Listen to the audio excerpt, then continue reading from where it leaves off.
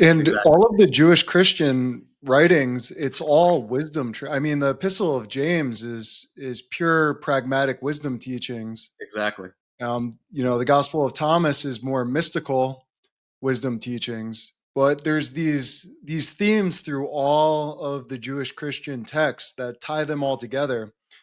And there's an absence of blood atonement. So we have a very clear form of Christianity that is different than the Pauline doctrine.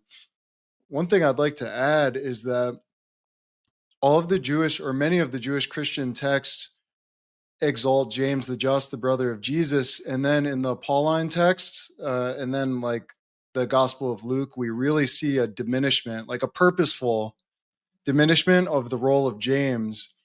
And if you go to the Vatican or you look at Christian art, there's no James. James has been erased. I was at the Vatican this summer. I mean, there's Paul Peter everywhere. There's, I think, one small little statue of James in the Vatican off in the corner. And this can only be explained by a purposeful conspiracy, because when you understand James, the whole puzzle starts to unlock.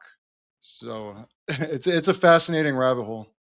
Oh man, we'll definitely have to do a deep dive on the erasure of James at some point. Hugh Schonfield, I think the greatest Jewish Christian scholar who's ever lived, goes deep into this, and his bone to pick more is with this fake Peter lineage of the Catholic Church. How the Catholic Church went to these painstaking lengths to not only cover up the total schism and battle between Peter and Paul, and really all the disciples in Paul, but especially Peter and Paul, because in the Nazarene writings, the Clementine writings, you have these long stories of Peter being sent by James to go debate with Paul publicly and refute Paul's false theology of confess and believe. And so that's a early 3rd century at the latest text. I think it goes back to early 2nd century. Maybe even the Ascents of James goes back to the 1st century. So there's origins in the Clementine writings that go way back.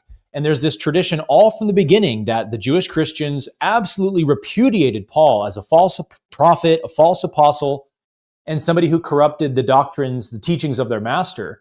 And you see this with James versus Paul in the New Testament as well. So there's this clear agenda by the Gentile Catholic Church to erase the importance and history of James, again, the brother of Jesus, who, throw in other names here, guys, if I miss anybody, but Hegesippus, pretty sure Josephus, Eusebius, all say was the appointed successor of Jesus, and probably the reason why the temple was ultimately destroyed, because when James was wrongly stoned by Ananus in 64, this started a massive riot in Jerusalem because James was like the populist priest. He was like the people's champ.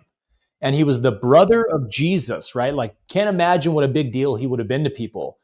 He was like the closest thing they had to Yeshua himself.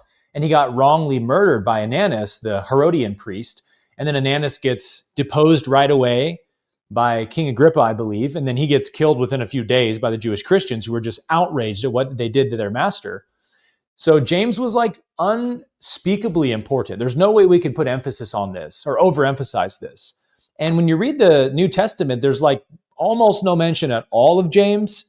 In the book of Acts, it's very bizarre how they downplay James and his rulership over the Jerusalem church.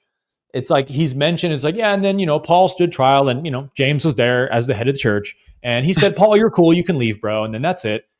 It's like really weird. And scholars have looked at that and been like, why this weird downplaying of James? And then you have the Petrine tradition from the Catholic Church where they're like, hey, Jesus said he would build his church on Peter, which is not true. He didn't say that, but that's what they say he said. On this rock, I'll build my church. And so Peter came to Rome and started the Roman church, and he was the first pope. And after that, we have all popes in succession. And it's just this, honestly, like laughable attempt to make Peter, to try and create an apostolic tie, right? From the Gentile tradition to the Jewish Christian tradition to legitimize it. Because what we know now through modern scholarship is there is no connection between the Gentile Catholic tradition and the direct 12 disciples of Jesus.